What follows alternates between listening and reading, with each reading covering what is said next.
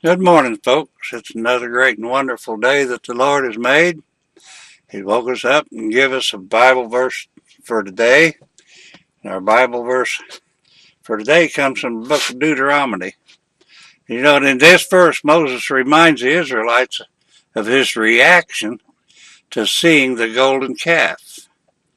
And he reminds verse Deuteronomy chapter 9 and verse 17, and he says, "And I took the two tables and cast them out of my two hands and break them before your eyes."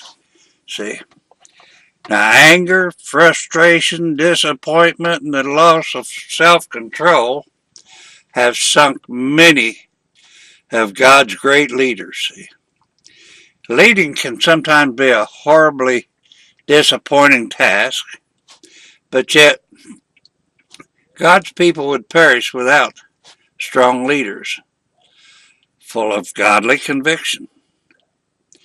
But despite the failure of some of our leaders and the perils that can beset those who choose to lead, leadership is as honorable as it is vital. See, because where would Israel have been without Moses or Joshua or Hezekiah or even King David? See, where would they be? See, so if the Lord is calling you to lead, don't accept his invitation lightly, but please, please, please accept it. If you are, and if you're not a leader, please remember to pray for your leaders and their families. See, because when God calls you to a leadership position, it's a tremendous task, because you take on the responsibility of helping people to get to heaven,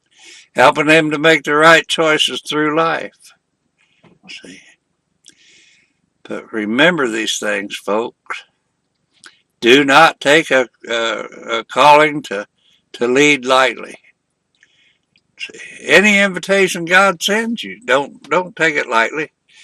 See, number one thing, pray, pray, pray, and make sure that your communication line between you and God is wide open and you hear the voice of God.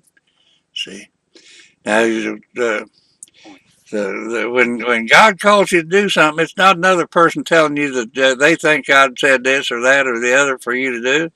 Don't necessarily go according to that. But you get on your knees before God and ask him, Lord, is it you? Or is it just these people wanting me, thinking I've got the ability to do this? See, accept God's calling, not man's. See, now, if you're a leadership in God's word, and that's a great responsibility, like I said. So remember, folks, pray and ask God's wisdom on your life to where you'll know that it's him calling you.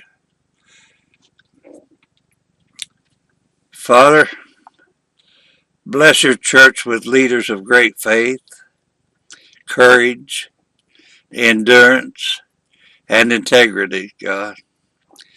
Bless us, each one, with courage to answer you when you call us through our leaders to serve you. In Jesus' holy name, I ask this. Amen, amen.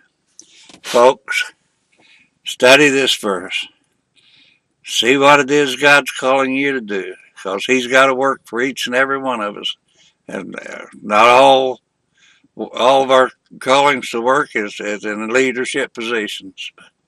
But remember to pray. Ask him for the wisdom to where you'll know for sure that it's him calling. That's all for today, folks. ASAP.